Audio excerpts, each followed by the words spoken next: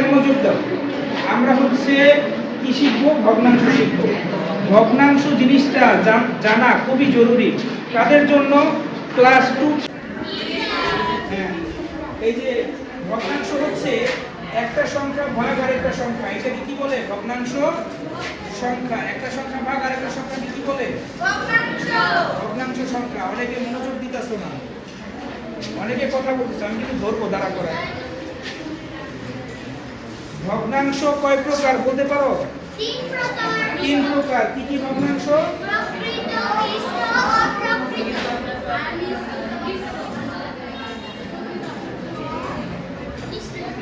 ভগ্নাংশ এই চুপ থাকো না প্লিজ, 2 ঘন্টা মনোযোগ ধরে রাখতে পারো না। এক নাম্বার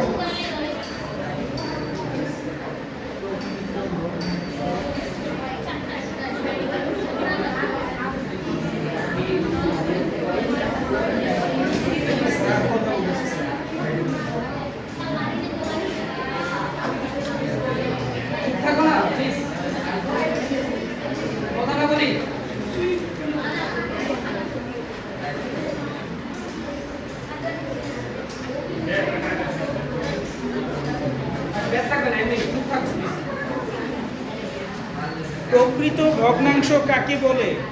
কি বলতে পারো? প্রকৃত ভগ্নাংশ কাকে বলে? অপ্রকৃত ভগ্নাংশ কাকে বলে? হ্যাঁ, গুড, একজন দাঁড়াইছে। বলো, প্রকৃত ভগ্নাংশ কাকে বলে? যে ভগ্নাংশকে ভাঙা যায় তাকে অপ্রকৃত বলে, আর যে প্রকৃততে ভগ্নাংশে ভাঙা যায় তাকে অপ্রকৃত বলে। 100% রাইট, এক্সিলেন্ট। ক্লাস 5 এর একজন উত্তর দিছে, যে ভগ্নাংশকে ভাঙা যায় না তাকে প্রকৃত ভগ্নাংশ বলে। যে ভগ্নাংশকে ভাঙা যায় না তাকে প্রকৃত ভগ্নাংশ বলে।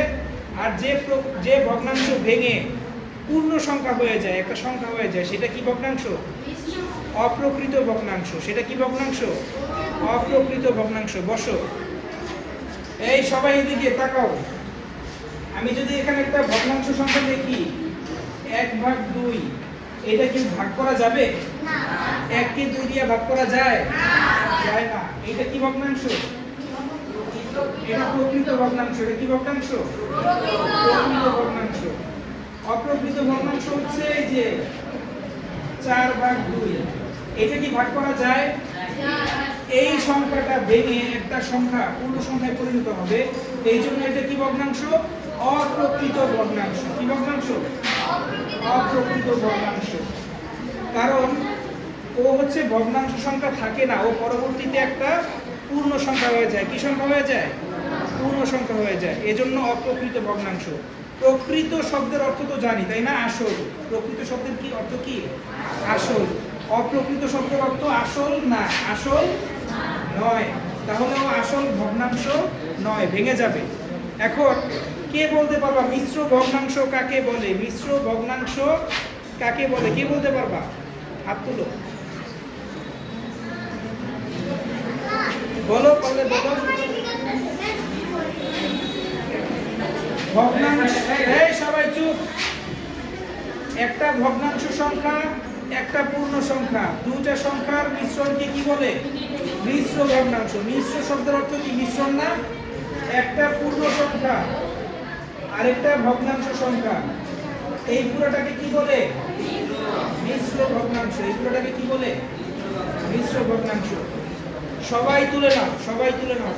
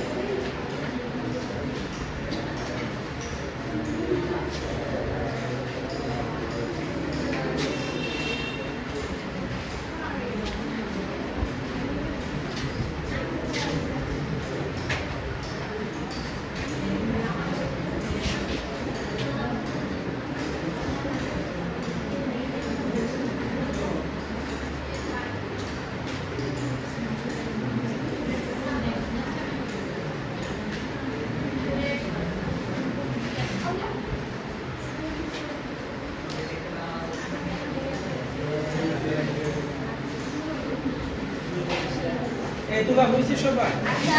অনেকটা আছে।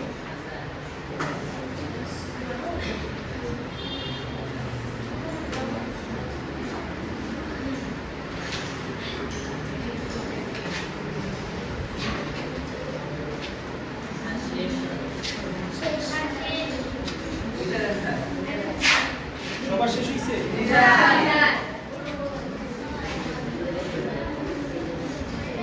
আচ্ছা এই বলো 12/6 এটা কি ভগ্নাংশ কে বলতে পারবা? অপ্রকৃত। গুড। এটা কি ভগ্নাংশ? অপ্রকৃত। এটা বলতে পারবা কি ভগ্নাংশ? প্রকৃত ভগ্নাংশ। এটা কি ভগ্নাংশ? প্রকৃত ভগ্নাংশ।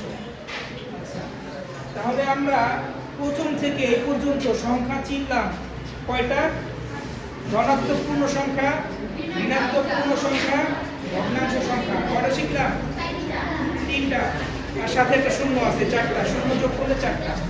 তাহলে আমরা এই 3টা শিখতে পারলাম। এরপরে হচ্ছে আমরা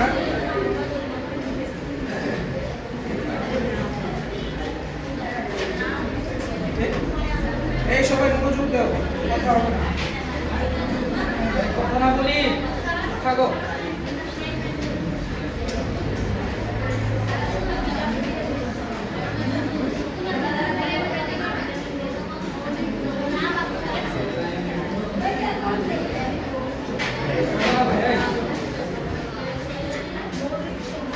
এই মৌলিক সংখ্যা আর যৌগিক সংখ্যা নাম শুনছো সবাই এর আগে?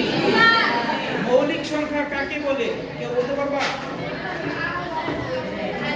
এই সবাই মনোযোগ দাও। মৌলিক সংখ্যা হচ্ছে যে সংখ্যাকে ভাঙা যায় না। যে সংখ্যাকে ভাঙা যায় না মানে ওই যে সংখ্যাকে কোনো সংখ্যা দ্বারা ভাগ করা যায় না। কোনো সংখ্যা দ্বারা ভাগ করা যায় না, এটা হচ্ছে কি সংখ্যা? মৌলিক সংখ্যা। আর যৌগিক সংখ্যা হচ্ছে যে সংখ্যাকে ভাগ করা যায় ওইটা হচ্ছে কি সংখ্যা? যৌগিক সংখ্যা। এগুলো দরকার আছে না জানার? মৌলিক সংখ্যা যৌগিক সংখ্যা জানার দরকার আছে। দেখো 2 কে কি কোনো সংখ্যা দ্বারা ভাঙা যায়? ভাগ করা যায়? কোন সংখ্যা দ্বারা ভাগ করা যায়? 1 দ্বারা ভাগ করা যায়। 1 বাদে কোন সংখ্যা দ্বারা ভাগ করা যায়?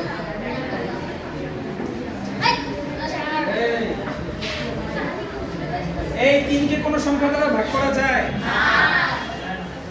5 কে কোন সংখ্যা দ্বারা ভাগ করা যায়? যায় না। 7 কে কোন সংখ্যা দ্বারা ভাগ করা যায়? 11। তারপরে 11, 13, 17, 19, 23, 29 এগুলোকে কোন সংখ্যা দ্বারা ভাগ করা যায়? যায় না। তাহলে এগুলা কি সংখ্যা? মৌলিক সংখ্যা। তাইলে যৌগিক সংখ্যা কি? যৌগিক সংখ্যা হচ্ছে যে সংখ্যা দ্বারা ওই সংখ্যাকে যদি কোনো সংখ্যা দ্বারা ভাগ করা যায়, ওই সংখ্যাকে যদি কোনো সংখ্যা দ্বারা ভাগ করা যায় তাহলে ওইটাকে কি বলে? যৌগিক সংখ্যা বলে। ঠিক আছে? তাহলে বলো তো 4 কি সংখ্যা? কারণ কি দ্বারা ভাগ করা যায়? 2 দ্বারা ভাগ করা যায়। তারপর হচ্ছে 6 কি সংখ্যা? কারণ কি দিয়ে ভাগ করা যায়? 3 দিয়ে ভাগ করা যায়। তারপর হচ্ছে 8 কি সংখ্যা? যৌগিক সংখ্যা। কি দিয়ে ভাগ করা যায়? 4 দিয়ে ভাগ করা যায়। তারপর হচ্ছে 9 কি সংখ্যা? 9 যৌগিক সংখ্যা। 9 কি সংখ্যা? যৌগিক। কেন? কি দিয়ে ভাগ করা যায়? 3 দিয়ে ভাগ করা যায়। 3 দিয়ে ভাগ করা যায় না 9 কে? তাহলে 9 কি সংখ্যা? যৌগিক সংখ্যা। 10 কি সংখ্যা? 10 যৌগিক সংখ্যা। মৌলিক কি বলছে? 10 কে ভাগ করা যায় না? কি দিয়ে ভাগ করা যায়? 5 দিয়ে ভাগ করা যায়। 12 কি সংখ্যা? যৌগিক সংখ্যা। 14 যৌগিক সংখ্যা। 15 যৌগিক সংখ্যা। কারণ 15 কে 3 দিয়ে ভাগ করা যায়। সবাই মৌলিক সংখ্যা আর যৌগিক সংখ্যা চিনতে পারছি? সবাই খাতায় তুলো।